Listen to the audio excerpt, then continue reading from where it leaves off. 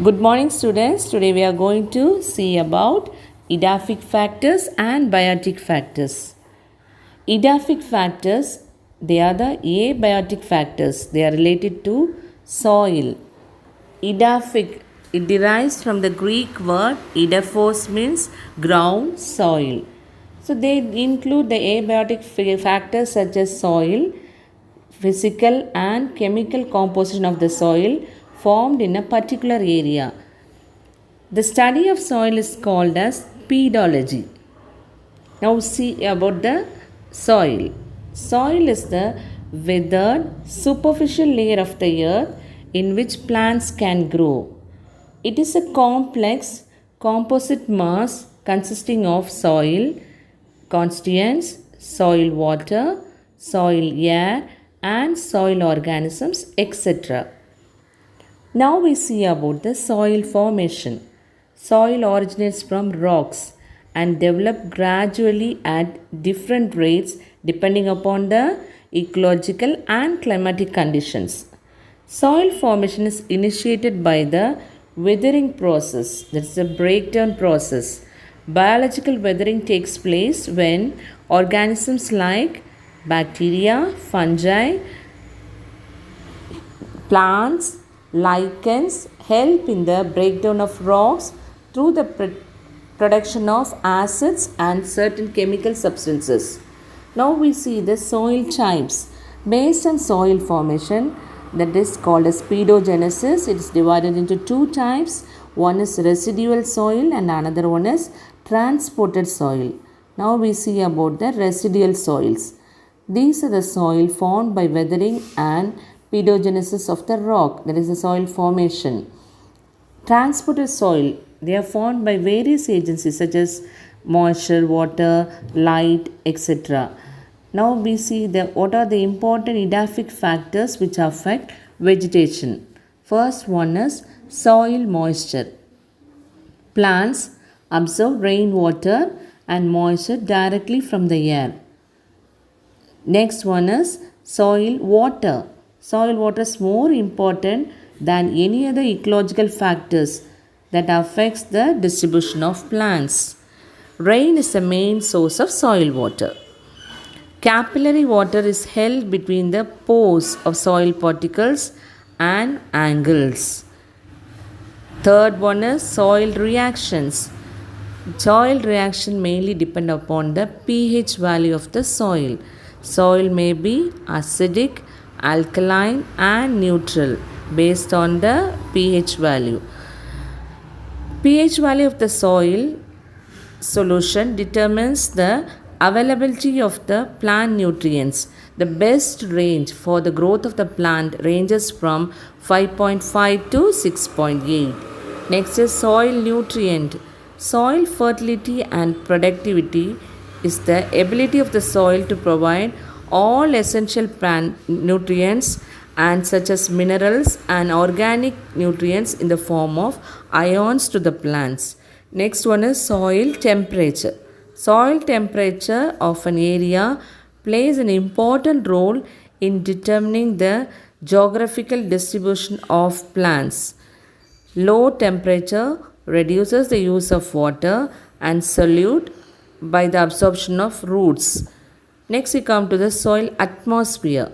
Spaces left between the soil particles, that is called as pore spaces. That pore spaces contain oxygen and carbon dioxide. Next is soil organisms. Many organisms, they exist in the soil like bacteria, fungi, algae, protozoans, nematodes, insects, earthworms, etc. So such organisms are called as soil organisms. Now we see about the soil profile. Soil is commonly stratified into horizons. Horizons are nothing but layers at different depth. These layers differ in the physical, chemical and biological properties. Such succession of superimposed horizons is called as soil profile. Soil profile is of different horizons, horizon O, A, B, C and R. Now we see separately, that is horizon is otherwise known as organic horizon. It contains lot of humus. When you describe that, it consists of fresh or partially decomposed organic matter. O1, freshly fallen leaves, twigs, flowers and fruits. O2, dead plants, animals and their excreta, and that they are decomposed by microorganisms. Usually they are absent in agricultural and deserts. Now we come to the horizon A, the leach horizon. This is a topsoil often rich in humus and minerals. It consists of topsoil with humus, living creatures and in organic minerals. It has two types, it is A1 and A2. A1, it has dark and rich in organic matter. A2, light colored with large size mineral particles. When you come to the B horizon, it's otherwise known as accumulation horizon. They are poor in humus, rich in minerals. When you describe that, it consists of iron, aluminium and silica-rich clay organic compounds. Next, you come for the C horizon. Here, it's otherwise called as partially weathered horizon. Weathered rock fragments are present. It's little or no plant or animal life. When you describe that, it consists of lot of parent materials of soil, composed of little amount of organic matters without life forms. The last layer is the or horizon. It's otherwise known as parent material or bedrock. It's a parent bedrock upon which underground water is found. Now we see about the soil particles type. Types of soil particles. Based on the relative proportion of soil particles, there are four types. One is clay soil, second one silt soil, third one loamy soil, fourth one is sandy soil.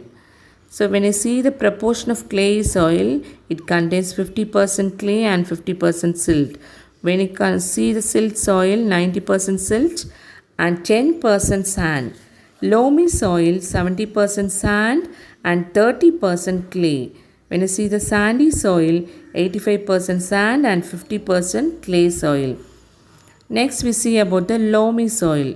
The soil which is ideal for the cultivation. It consists of 70% sand and 30% clay or silt or both. It ensures good retention, proper drainage of water. The porosity of soil is adequate.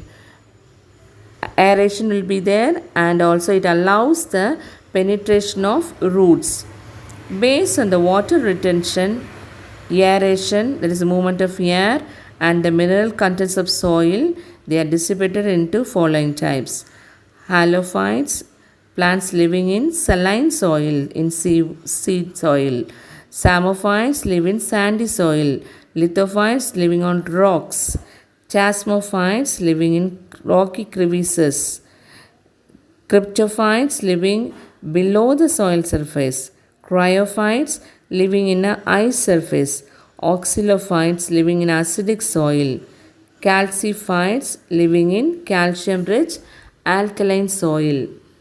Next we see about the three terms, the hollard, chrysard and echard. So first one is hollard, that is total soil water content. Chrysard, water is available to the plant. Echard, water not available to the plant. When we see the topographic factors, what is the topographic factor? The surface features of earth is called as a topography. So the factors dealing under that is radiation, temperature, rainfall, latitude and altitude. Based on the climate, that is, they include the latitude, altitude, direction of mountain, steepness of mountain, etc. First we see about the latitudes and altitudes. You all know about the latitudes. The latitudes represent the distance from the equator.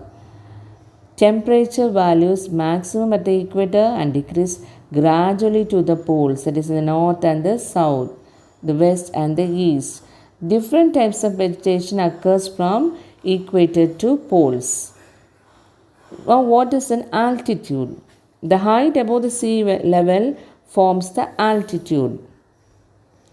Here, the velocity of wind, high altitude remains high temperature and air pressure decreases while humidity and intensity of light increases. Due to these factors, the vegetation of different altitudes varies. The second one is the direction of mountain. You have two faces on the mountain or hill based on the receival of solar radiation, wind action, and rain.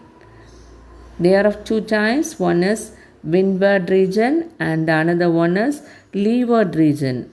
Windward region possesses good vegetation due to heavy rains. Leeward region possesses with low vegetation or poor vegetation due to the rain shadows. Based on the depth of water due to soil slope, different wave actions are found in the water body. Next, we come to the steepness of the mountain. Steepness of the mountain or hill allows the rain to run off. As a result, loss of water causes water deficit and quick erosion on the topsoil, resulting in poor vegetation. On the other hand, the plains and valley are rich in vegetation due to slow drain of surface water and better retention of water.